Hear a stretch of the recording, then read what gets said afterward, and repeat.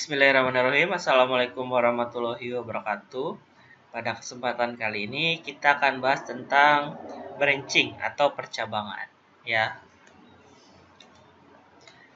Nah, struktur branching atau percabangan yang akan kita bahas pada kali ini adalah ada struktur percabangan if, ya, if saja. Kemudian nanti ada if else, ya. Jadi ada if dan dilanjutkan dengan else, ya, terus lainnya. Kemudian ada if, elif, else, ya. Jadi ada percabangan berkesinambungan, ya. Jadi ada setelah ada jika salah ada if kemudian, ya. Jadi kondisi berikutnya, jadi kondisinya berkesinambungan, ya, atau saling berkaitan antara kondisi satu dengan lainnya. Terus nanti ada nested if, yaitu ada if yang double, ya. Jadi kondisi untuk menyelesaikan suatu masalah tersebut lebih dari satu, ya. Nanti akan dibahas nested if. Jadi ada if di dalam if, ya.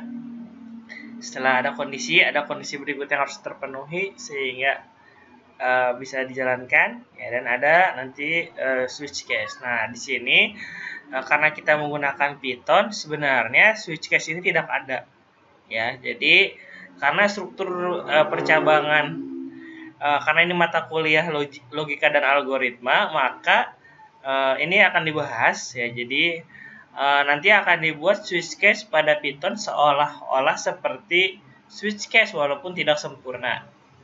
Jadi ingat, pada pemrograman Python ini tidak ada bahasa pemrograman switch case. Jadi sebenarnya switch case ini hanya membantu merubah bentuk if else if, ya, atau if elif, ya, ke dalam bentuk yang lebih sederhana dan rapih, ya. Nah, kalau di bahasa pemrograman lain seperti C++ atau Java atau C dan lain-lain itu dia memiliki switch case, tapi untuk Python tidak ada, ya. Nanti akan dibahas, ya. Jadi bentuknya aja seperti apa, dan kalau misalkan digunakan di Python seperti apa cara penggunaannya, ya. Nah, seperti itu. Jadi nanti akan kita bahas 5. Nanti mungkin urutannya akan dirubah di belakang, ya. Jadi nanti supaya lebih berkesinambungan, lebih jelas, lebih terlihat. Oke. Ini adalah yang akan dibahas di hari ini, ya. Ada if else, if elif else, ya. Nested if atau if di dalam if, kemudian ada switch case. Ya, yang pertama adalah struktur percabangan if saja, ya. Jadi if saja ini maksudnya adalah kondisinya hanya satu, ya. Jadi memiliki hanya satu kondisi, ya, dimana dan juga statement yang dikerjakan itu ada dua kemungkinan, ya. Entah itu dia dikerjakan atau tidak, ya. Jadi pilihannya itu adalah antara dikerjakan atau tidak melakukan sama sekali, ya. Jadi dikerjakan atau tidak melakukan sama sekali, ya. Jadi pilihannya itu ada dua kegiatan, ya. Jadi ada dua pilihan, ya, dalam pengerjaannya, antara dia dikerjakan atau tidak dikerjakan sama sekali. Nah, kalau misalnya dianalogikan, if ini tuh seperti misalkan ada seseorang, ya, misalkan menyatakan perasaannya, ya, kepada kalian, ya, dimana jika misalkan kalian jawab ya, maka akan ada kondisi tambahan dalam kehidupan kalian, yaitu menjadi pasangannya. Nah, jika misalkan kalian menjawab tidak, maka ya hidup kalian seperti biasa, gitu, tidak ada perubahan apa-apa, seperti itu. Jadi if di sini if saja, ya, tanpa else atau elif, artinya adalah kalian akan menambahkan suatu kegiatan jika pernyataannya bernilai benar atau ya, gitu, atau true, ya. Jadi ketika ada pernyataan if-nya bernilai benar, kalian harus mengerjakan kegiatan tambahan tersebut. Nah, di sini ada statement. Ya, statement ini bisa lebih dari satu. Nanti cara penggunaannya seperti apa? Jadi kalau secara flowchart bentuknya seperti ini. Jadi jika misalkan ada kondisi, ya, bernilai benar, maka dia akan mengerjakan statement. Nah, statement ini bisa lebih dari satu, ya. Kalau di Python nanti yang sejajar, ya, ntar akan dicontohkan. Kemudian kalau false, dia tidak melakukan apa-apa atau tidak melakukan apa-apa. Ya, jadi tidak mengerjakan apapun. Ya. Nah, supaya lebih jelasnya kita ke contoh ya. Nih, ada contohnya seperti ini ya. Jadi misalkan kita akan membuat suatu program yang menyatakan apakah dia lulus atau tidak. Apakah dia lulus saja ya. Mencetak apakah dia lulus jika nilai ujiannya lebih besar sama dengan 70 ya. Nanti kita akan ada tambahan-tambahan ya. Nah, seperti ini. Ya, ini programnya yang kita jalankan.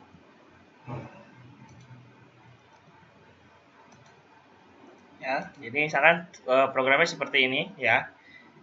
Masukkan nilai Anda. Ya, coba kita jalankan. Ya, misalkan kita jalankan nilainya misalkan berapa yang mau dimasukkan.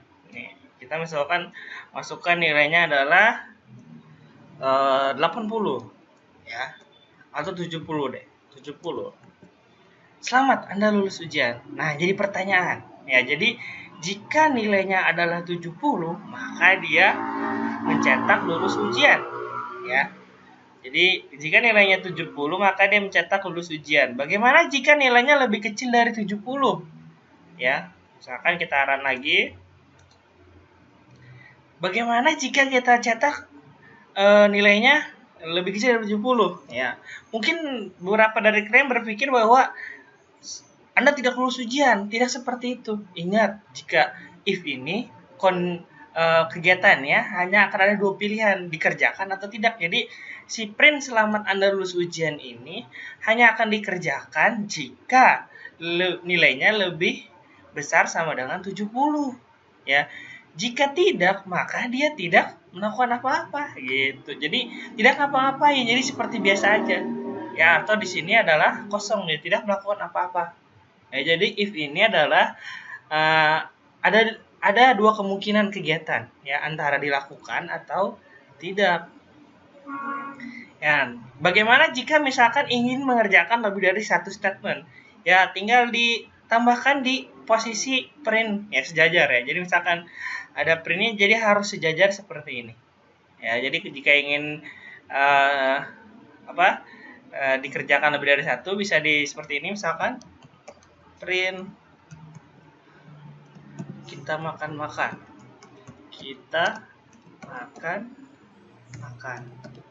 misalkan ya. Nah, ini ketika kita run kembali ya, maka ketika kita masukkan 80 misalkan, maka dia akan dicetak 2. Dan jika misalkan kita masukkan adalah 50, maka dia tidak melakukan apa-apa.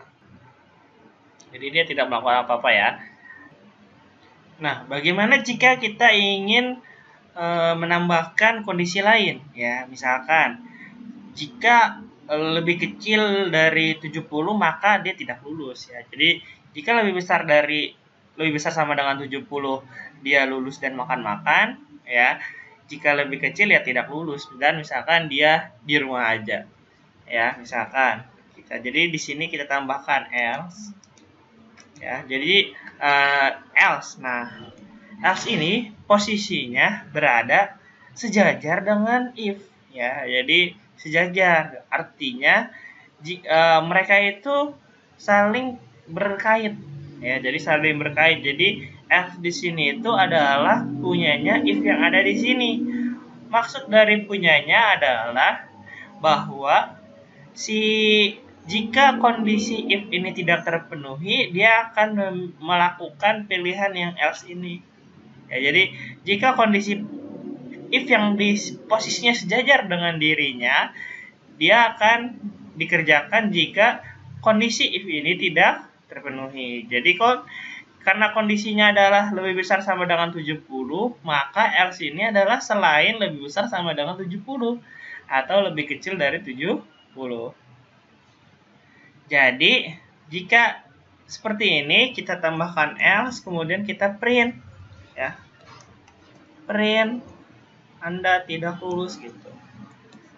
Anda tidak lulus. Nah, kalau tidak lulus, belajar lagi atau di rumah saja.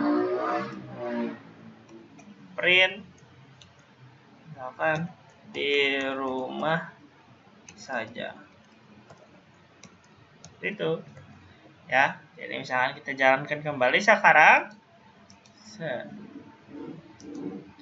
Ya, jika misalkan kondisinya adalah benar, yaitu 70 ke atas, misalkan 75, maka dia selamat Anda lulus ujian, kita makan-makan. Ya. Dan jika posisinya adalah salah, misalkan modul misalkan kita jalankan adalah 60, maka Anda tidak lulus dan di rumah saja. Ya, seperti itu ya. Itu adalah if else. Nah, ini untuk penjelasan mengenai if else sendiri adalah ini ya. Jadi struktur percabangan berikutnya dari if adalah, atau struktur berikutnya dari percabangan ya, adalah if dan else ya, if else.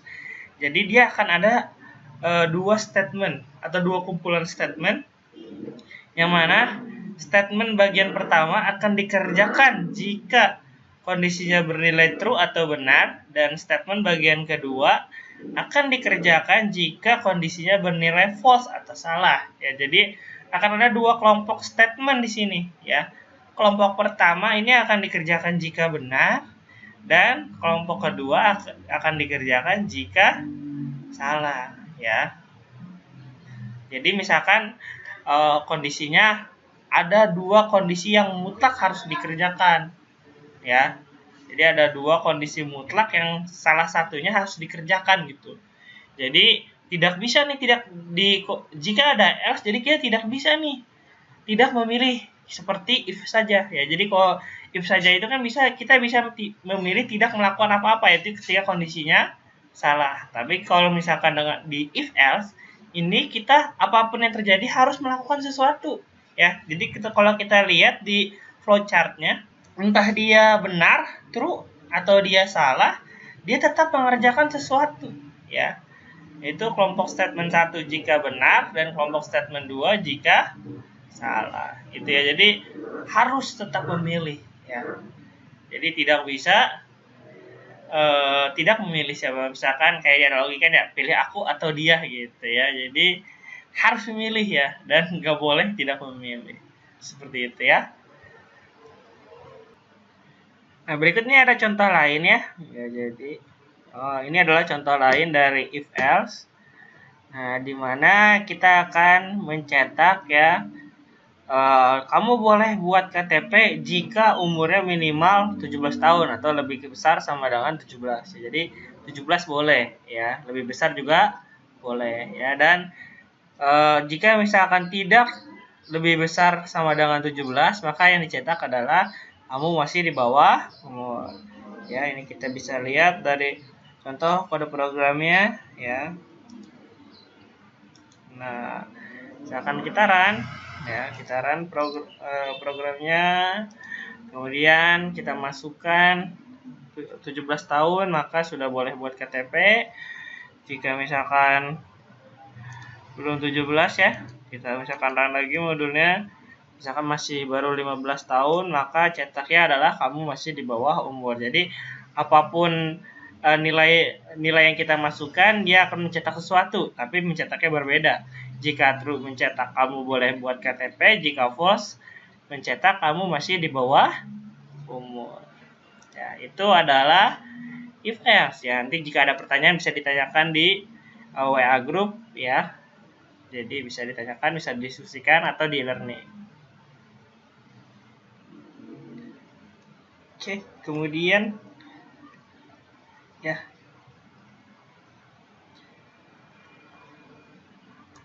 Nah, berikut adalah if, elif, else ya. Jadi struktur percabangan berkesinambungan ya.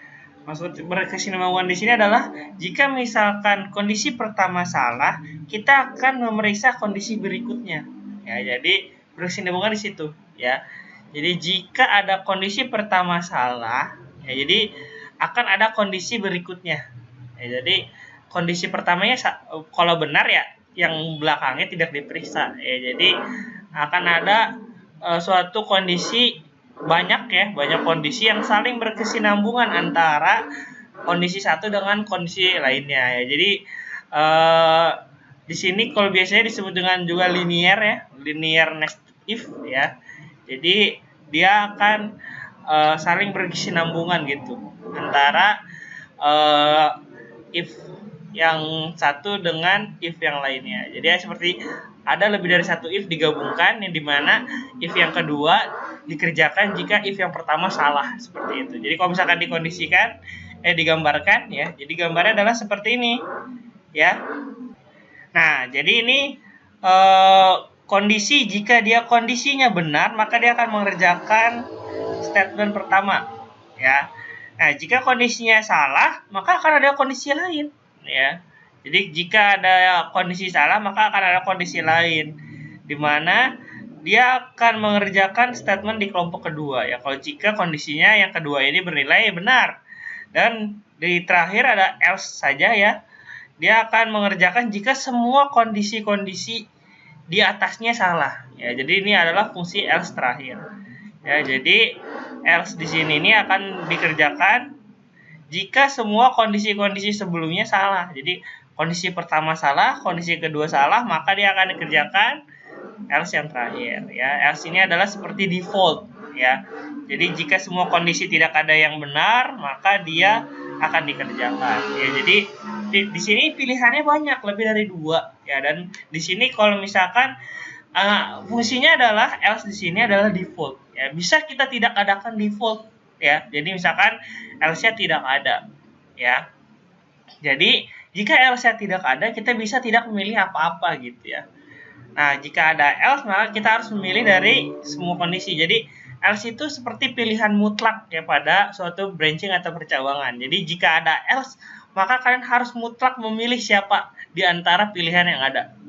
Tapi jika tidak ada else, hanya else if, itu kita bisa tidak memilih dengan syarat ya. Si else if ini tidak memenuhi semua kondisi yang ada gitu. Jadi bisa saja kita harus memilih, misalkan dibuat 2 if yang dua-duanya saling melengkapi sehingga datanya global. Seperti misalkan jika nilainya lebih besar dari 70, else if jika nilainya lebih kecil sama dengan 70. Artinya kan semua datanya terlengkapi ya. Jadi bisa seperti itu. Tapi bisa juga kalau tidak ada else, itu tidak memilih dengan syarat kondisinya masih ada yang sisa gitu. Jadi nilai sebagai inputannya itu cakupannya masih memiliki sisa, nggak global, nggak seluruhan ya, nggak semesta. Jadi kalau di himpunan itu dia nggak himpunan semesta seperti itu ya. Jadi masih ada bagian-bagian yang bisa disisipi dengan hasil nilai yang lain. Nah, misalkan seperti itu bisa tidak melakukan apa-apa kalau jika tidak ada else. Kalau ada else, apapun yang terjadi harus mengerjakan sesuatu ya. Seperti itu. Jadi ini seperti ini gambarnya. Ya, jadi jika kondisi pertama benar, maka dia akan mengerjakan kelompok yang pertama atau yang sebelah sini. Jika kondisi keduanya yang benar dan kondisi pertamanya salah, ya, jadi jika kondisi pertamanya salah, maka dia akan periksa kondisi kedua. Jika kondisi pertamanya benar, dia tidak meriksa, langsung saja dikerjakan statement yang ini nih ya, kelompok statement 1, kemudian dia langsung ke bawah nih ya. Tapi jika kondisi pertama ini salah, maka diperiksalah kondisi kedua gitu ya. Jadi pertama kondisi pertama dulu diperiksa, kemudian jika salah diperiksa kondisi kedua. Nah, kalau benar dikerjakan kelompok yang kedua, dan jika salah dia masuk ke kelompok ketiga gitu ya. Jadi bentuknya seperti ini ya. Kita contoh programnya seperti ini ya. Nah, seperti ini. Jadi jika nilainya lebih besar dari 80, maka grade-nya A ya. Misalkan lebih besar sama dengan 70, grade-nya B, C, D, dan E. Seperti ini ya. Nah, seperti ini. Kita buka programnya.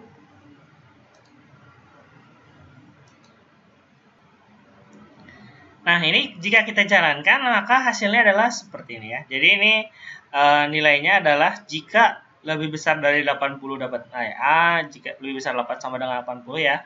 Lebih besar sama dengan 70 dapat nilai B, lebih besar sama dengan 60 dapat nilai C, lebih besar sama dengan 40 dapat nilai D, dan selainnya maka defaultnya adalah E. Nah, di sini ini jika misalkan suatu angka ya sebaiknya ya, ini kita kita parsing dulu ya. Jadi kita rubah nilainya menjadi nilai ya atau integer. Ini lebih bagus ya, sebaiknya ya jika angka tidak seperti ini ya. Jadi misalkan ada inputan maka diberikan nilai parsing ke integer ya. Jadi int ya dalam kurung inputan ya. Jadi jika seperti ini dikhawatirkan kita bisa menginputkan selain nilai gitu ya, misalkan huruf ya, simbol dan lain-lain ya. Jadi kalau misalkan bentuknya seperti ini walaupun benar ya, kondisinya akan benar ya. Jadi kondisinya akan benar ya, akan cukup sesuai ya. Jadi kondisinya akan cukup sesuai, hanya dia bisa masukkan selain nilai ya. Jadi misalkan nanti ada nilainya AA atau AB gitu ya. Jadi yang dimasukkan bukan hanya angka ya, melainkan bisa variabel, karakter dan lain-lain ya. Jadi lebih baik diparsing menjadi integer atau float dan lain-lain. Itu kalau ingin membandingkan angka ya. Lebih baiknya kita jalankan dulu. Nah, kita run. Oke. Nah, misalkan kita run seperti ini, misalkan nilainya kita masukkan 90, pasti nilainya A dong. Terus kita run lagi, misalkan nilainya adalah 60. Kalau 60 itu apa? Di sini caranya. Jadi kan 60 itu apa? Ya, jadi apakah 60 lebih besar sama dengan 80? Tentu saja tidak. Maka di sini masuk ke elif. Apakah 60 lebih besar sama dengan 70? Tentu saja juga tidak. Masuk lagi dia ke elif. Apakah 60 lebih besar sama dengan 60? Iya, maka printlah grade-nya sama dengan C ya. Nah, seperti itu. Nah, berikut bagaimana jika semua if-nya salah nih ya. Jadi jika semua if-nya salah, misalkan nih kita masukkan 30 ya. Misalkan di sini apakah lebih besar dari 80? Lebih besar sama 20 deh. Apakah 20 lebih besar sama dengan 80? Tidak. Apakah 20 lebih besar sama dengan 70? Tidak. Apakah 20 lebih besar sama dengan 60? Tidak juga. Apakah 20 lebih besar sama dengan 40? Tidak juga. Else. Nah, dia akan masuk ke else di sini. Makalah yang di print adalah grade E ya, seperti itu. Seperti itu ya. Jadi kalau jika ada else dia tidak melakukan apa-apa. Jadi mereka harus memilih di antara yang ada di sini. Nah, jika tidak ada else ya seperti yang saya sebutkan tadi, misalkan else yang ada nih ya. Nah, dia kita run. Nah, dia masih bisa ada pilihan tidak melakukan apa-apa. Yaitu adalah ketika kondisinya semuanya adalah salah. Ya, misalkan kayak tadi 20. Maka dia tidak melakukan apa-apa. Itu ya. Jadi else ini adalah jadi fungsi untuk pilihan mutlak. Ya, jadi harus memilih di antara pilihan yang ada. Jika tidak ada else, mungkin bisa tidak melakukan apa-apa jika kondisi sebelumnya tidak semesta atau tidak mencakup semua kondisi yang ada gitu. Ya, seperti itu ya. Itu adalah if, elif, else ya. Jika ada pertanyaan bisa ditanyakan di WA group maupun di e-learning. Nah, ini adalah contoh if, elif, else berikutnya ya. Jadi misalkan kita akan pilih hari di sini nih. Jika hari 1 maka hari Senin, jika hari 2 maka Selasa, hari 3 maka Rabu, hari 4 Kamis, hari sama dengan 5 Jumat, hari sama dengan 6 Sabtu, selainnya Minggu ya. Jadi seperti ini ya, jika kita jalankan programnya ini ya, jadi seperti ini. Nah, ini saya rubah sedikit ya. Jadi jika hari 7 sama dengan hari Minggu, jika selain masukkan 1 sampai 7 maka harinya hari tidak dikenal ya. Jadi jika diinputkan 1 sampai 7 akan ada sebutan harinya. Jika tidak lebih dari 7 jika tidak sama dengan 1 sampai 7 maka ini tidak dikenal harinya. Seperti ini ya. Jadi saya rubah sedikit. Kemudian kita run ya, kita hapus dulu ya. Oke.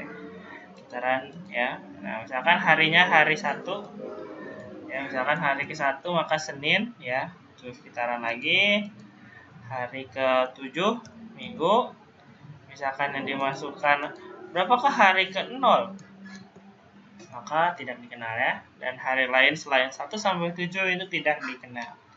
Seperti itu ya. Nah, ini nih, jadi misalkan ada kondisi seperti ini ya, jadi kondisi if else berkesinambungan atau nested if linear ya, jadi if else berkesinambungan ini sebenarnya bisa diganti menjadi switch case ya. Jadi jika ada kondisi seperti ini bisa dijadi menjadi switch case ya. Jadi kondisi switch case itu harus menggunakan kondisi sama dengan ya. Jadi kondisi switch case itu harus menggunakan kondisi pernyataan sama dengan ya. Jadi bertanya apakah sama dengan. Jadi jika 1 maka apa, jika 2 maka apa. Jadi kondisinya harus eksak nilai, dan di else terakhir itu adalah default sebenarnya. Ya, jadi nilai else di sini ini adalah default. Jadi misalkan kalau pakai switch case sebenarnya kita bisa menggunakan switch hari gitu ya. Jadi switch hari ini adalah mengganti kondisi si harinya. Jadi apakah berdasarkan siapa yang akan dipertanyakan gitu ya. Jadi siapa yang akan dipertanyakan di sini adalah si hari gitu kalau pakai switch case. Jadi switch hari. Ya, jika case 1 misalnya case-nya sama dengan 1, maka harinya Senin gitu. Cetak hari Senin gitu. Jadi harus sama dengan. Case 2 itu maksudnya adalah jika hari sama dengan 2, seperti itu. Itu adalah switch case sebenarnya ya, tapi di Python tidak ada ya. Jadi sebenarnya untuk penjelasan switch case sendiri ya, jadi kita bisa lihat di sini ya. Nih ya, jadi switch ya argumennya ya, kemudian case argumen sesuai dengan argumennya. Jadi switch nilai ya, siapa yang akan dirubah nih nilainya. Nanti ada case argumennya dan aksinya apa. Nah, ini adalah bentuk umum switch case ya, dimana ada default. Default itu adalah else terakhir ya, jadi yang bukan elif ya, else terakhir itu default ya, dan kondisinya harus sama dengan seperti tadi. Jadi itu bentuk if elif berkesinambungan yang tadi itu bisa dirubah menjadi switch case. Kenapa? Karena kondisinya adalah sama dengan semua ya, sama dengan semua ya. Jadi menggunakan operator sama dengan ya, atau perbandingan apakah sama dengan. Nah, itu bisa digunakan menggunakan switch case ya, supaya lebih rapi sebenarnya ya, tapi di Python tidak ada ya. Jadi sehingga bisa kita akan mencontohkan seperti ini ya. Jadi misalkan kita mau pakai switch case nih, tapi di Python ya, jadi kita harus mendeklarasikan fungsinya sendiri ya. Bagaimana caranya ya, kita lihat di sini ya, switch case. Nah, ini dia. Jadi kita definisikan dulu nih ya. Misalkan bagian pertama ya, atau bagian pertama mau apa, bagian kedua mau apa, bagian ketiga mau apa ya. Jadi kita definisikan dulu nih ya. Jadi case 1-nya apa, case 2-nya apa, case 3-nya apa ya. Jadi agak sedikit lebih ribet ya kalau menggunakan Python. Terus baru kita buat menggunakan dictionary ya. Dictionary ya, jadi udah yang dibahas di tipe data kemarin ya, pertemuan 2. Ada yang namanya dictionary ya, jadi kita buat tuh ya, 1 itu apa, 2 itu apa, 3 itu apa ya. Baru nanti kita masukkan makanan nih ya. Jadi makanan ya, jadi misalkan ini kita ada pilihan ini ya, input si case-nya ini ya, si case-nya ini kita input ya, pilih makanan apa nih ya, 1 sampai 3. Nah, di sini ada switch case, maksudnya ini kita hanya memanggil si switch ya. Si switch ini tadi dictionary, dimana kalau kita inputkan 1 dia akan menjadi tulisan 1, jika kita inputkan 2 dia akan menjadi tulisan 2, jika inputkan 3 dia akan menjadi tulisan 3. Terus kita kasih kurung di belakangnya, dia akan memanggil definisi ini ya. Jadi misalkan kita inputkan 1, si switch case ini akan dirubah menjadi tulisan 1 ditambahkan dengan kurung tutup, maka dia akan di print adalah nasi goreng, seperti itu ya. Terus berikutnya misalkan kita masukkan 3 ya di sini ya, maka dia akan di print 3, kemudian dikasih kurung, maka yang di print adalah captcha. Ya, kalau selain 1 2 3 ya tidak ada gitu, tidak mencetak apa-apa ya. Kenapa demikian? Karena kita tidak mendefinisikan ya, dan switch case itu hanya bisa mendefinisikan sama dengan. Nah, biasanya kita bisa pakai default ya. Jadi biasanya kita bisa pakai default ya. Nah, tapi kalau di sini ini defaultnya sulit ya. Kalau misalkan menggunakan menggunakan Python defaultnya sulit, nah sehingga nanti bisa ditanyakan di dasar pemrograman Python ya, untuk bertanya bagaimana coba default dari cara membuat default dari switch case ya pada Python. Oke, seperti itu ya. Berikut kita lanjutkan materinya. Nah, ini dia nih, ini adalah yang terakhir ya. Jadi yang keempat tadi, yang 5 dulu ya, switch case. Yang ini yang terakhir adalah nested if. Kalau tadi switch if else berkesinambungan itu adalah, atau linear nested if itu adalah ada if setelah else ya, jadi elif disebutnya, atau else if ya, elif. Nah, kalau di ini non linear ya, non linear nested if, atau misalkan disebutnya nested if aja ya, atau nested if bersarang ya, dimana dia akan ada kondisi lain ketika kondisi pertamanya benar. Kalau yang tadi kan jika kondisi pertamanya salah dia baru ada kondisi lain. Nah, di sini dia akan ada kondisi lain jika kondisi pertamanya benar. Nah, kalau ini sih sudah gabungan ya. Jadi sudah gabungan, ini udah nested if, bener-bener nested if ya. Nested ya, udah banyak, udah gabungan antara yang linear dan non linear, dimana ketika if-nya benar pun ada kondisi lain, ketika salah pun ada kondisi lain gitu. Disebut dengan nested if ya. Jadi jadi kalau ini ya, jadi ketika kondisi 1 bernilai benar, nah ini bagian ini doang, bagian ini saja ini disebut dengan non-linear nested if ya. Jadi semuanya tuh yang ada if, elif, jadi ada if setelah if itu disebut nested if ya. Jadi ada yang linear dan non-linear, dimana yang linear itu setelah else ada if, kalau misalkan yang non-linear setelah if ada if. Ini adalah kondisi non-linear ya, nested if. Nah, kebetulan di sini gambarnya adalah entah yang linear, entah yang linear seperti ini, atau yang non-linear pun ada if-nya. Jadi ya jawabnya sama-sama nested if ya. Nah, ini nested if majemuk ya, atau campuran. Ya, jadi nested if campuran atau majemuk. Ini sebutnya seperti itu ya, tetap nested if ya, atau if bersyarat. Jadi dia ada if di dalam if gitu istilahnya ya. Jadi seperti ini. Jadi if pertama kondisi 1. Nah, jika kondisi 1 bernilai benar, di dalamnya ada if lagi periksa kondisi gitu ya. Jika kondisinya benar, maka akan dipilih yang statement 1.1 ini ya, atau kelompok 1 statement 1.1 ini. Ya, jika kondisi pertamanya benar, kondisi keduanya salah, dicoba dulu kondisi yang 1.2 ya, seperti ini. Nah, kalau ini benar, maka dia akan dicetak adalah dikerjakan statement 1.2.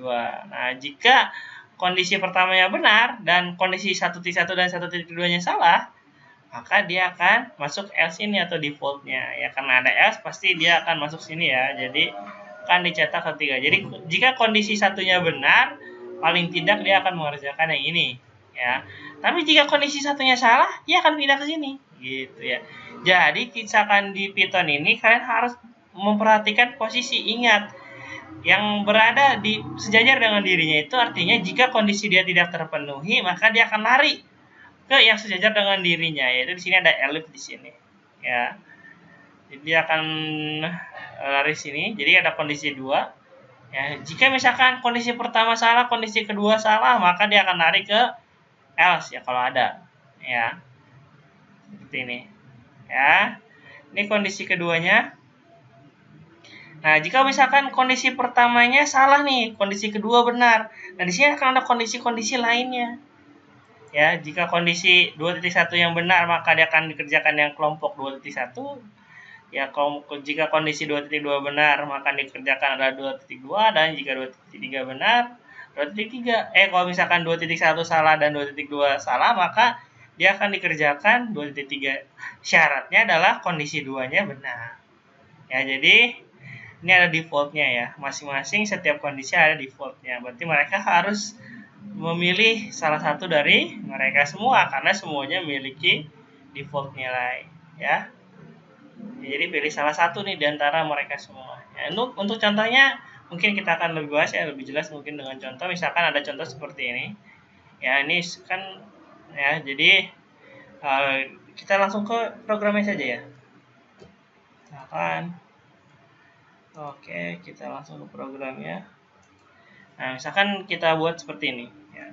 Misalkan input mereknya nanti ada 3 ya, ada P atau A atau S. Dimana P itu adalah Apollo, A itu adalah Alisan, S adalah STS. Oke. Terus berikutnya, jika misalkan kondisi pertama mereknya sama dengan P, maka di print ya mereknya Apollo. Kemudian dicek ukurannya ya, L atau M atau S ya. Jika L harganya sekian ya, 300.000. Jika M harganya 225.000, jika S harganya 175.000. Jika selain LMS, maka ukuran tidak dijual. Terus jika misalkan mereknya bukan P, maka dia akan mencari yang sejajar dengan dirinya nih. Lihat nih, di sini dia mencari sejajar dengan dirinya. Ya, yaitu adalah diperiksa apakah mereknya A gitu.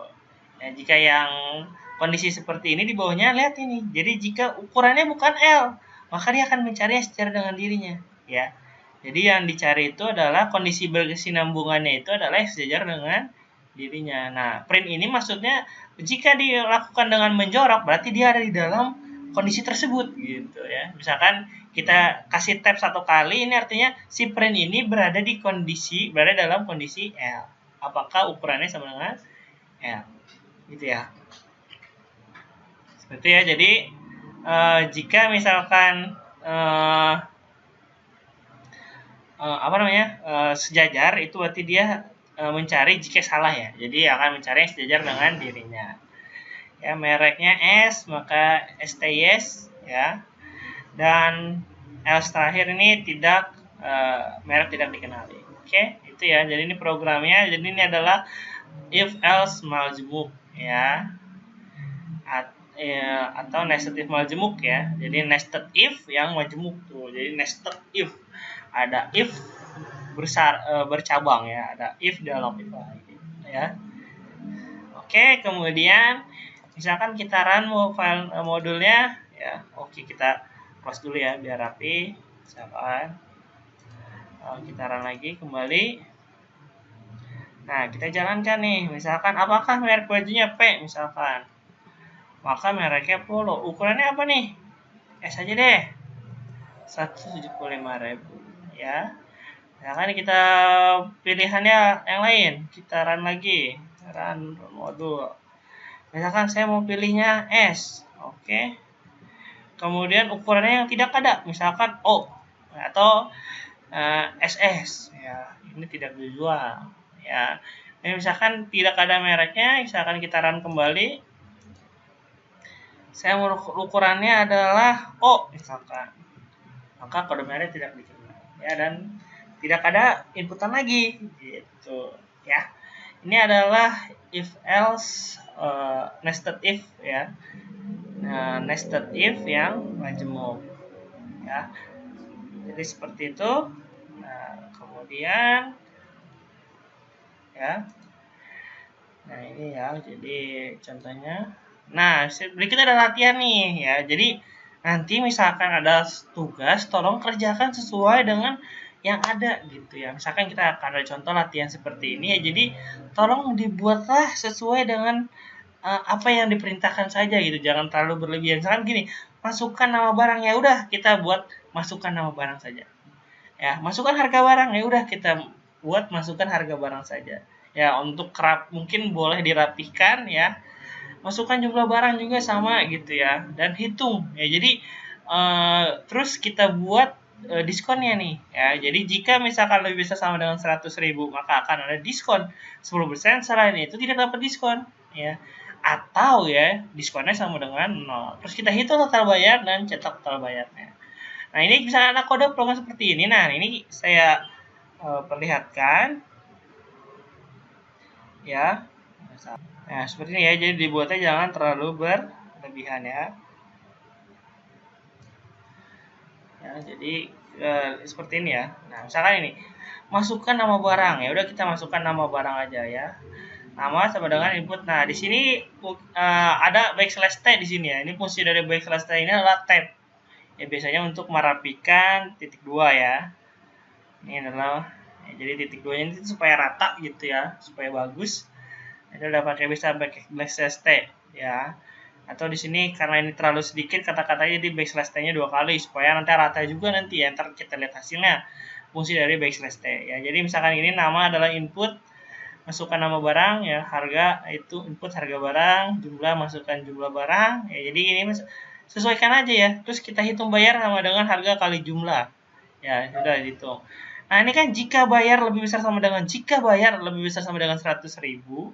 maka diskon kita hitung 10% itu kan jumlah bayar dibagi 10 ya. Else jika tidak melakukan diskon. Ya, bukan tidak melakukan apa-apa, tapi diskonnya adalah 0 gitu ya.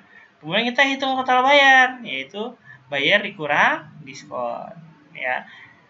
Ya, kemudian kita cetak total bayar ya, cetak total bayar. Nah, kita jalankan ya, run. Nah, ini kita close dulu ya. Kita run. Ya, ini hasilnya adalah, nah ini masukkan nama barang, misalkan sepatu ya. Masukkan harga barang, misalkan harga barangnya 500.000. Terus jumlahnya satu aja karena sudah dapat diskon ya. Jadi total bayarnya kan 10% diskonnya, jadi harganya jadi total bayarnya 450.000 ya. Berikutnya misalkan kita run kembali ya. Kemudian misalkan baju harganya 40.000. Terus kita beli 2. Oh, ini harganya 400.000 ya. Makanya dapat diskon ya, dapat 10%.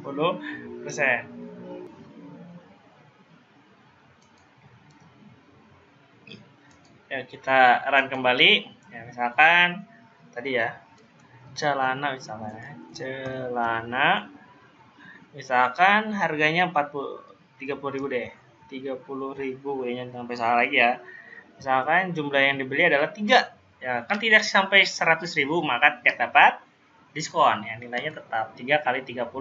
Itu contohnya ya. Jadi nah, lihat sini ya, maka dia rata nih. Ya, jadi ini adalah penggunaan tabulasi ya pada Python shell ya. Jadi menggunakan backslash t ya supaya rapi. Ya, seperti ini ya. Ini adalah fungsi dari backslash t untuk merapikan posisi titik 2 atau yang lainnya. Oke, kita pas saja dan kita lihat latihan yang terakhir. Set. Nah, ini adalah latihan yang terakhir ya. Jadi buat program episode code berikut ini. Diketahui Pi sama dengan 3,14. Masukkan jari-jari ya atau R, kemudian hitung keliling 2 kali Pi kali R dan cetak keliling. Oke, kita buat programnya jadinya seperti ini. Ya, kalau dilihat seperti ini ya.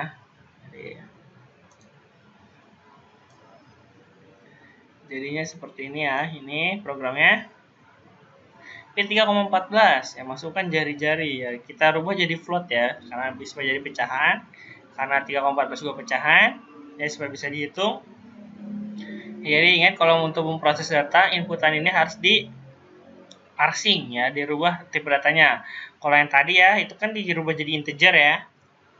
Kalau ini kita rubah jadi float. Ini caranya pakai kata-kata float, ini adalah pecahan ya. Terus keliling sama dengan 2 dikali P dikali R. Ya, ini adalah mencetak. Nah, ini bagaimana cara mencetak floating point seperti ini ya. Jadi diberikan titik 2F ini artinya 2 angka di belakang koma ya. Jadi ini cara mencetak floating point supaya komanya tidak terlalu banyak ya. Ini adalah cara mencetaknya ya. Di titik 2F persen keliling ya. Nanti jika ada tambahan lainnya bisa ditambahkan yang menggunakan koma atau menggunakan persen lagi ya. Nanti akan saya ajarkan menggunakan misalkan lebih dari 1% ya. Nah, kita coba dulu ini jalankan programnya ya. Misalkan jari-jarinya adalah 10, maka kelilingnya adalah 62,8 ya. Jadi dia 2 angka di belakang koma. Nah, ini bisa disesuaikan nih. Misalkan kita mau 5 angka di belakang koma ya. Nih, bisa kita run kembali ya.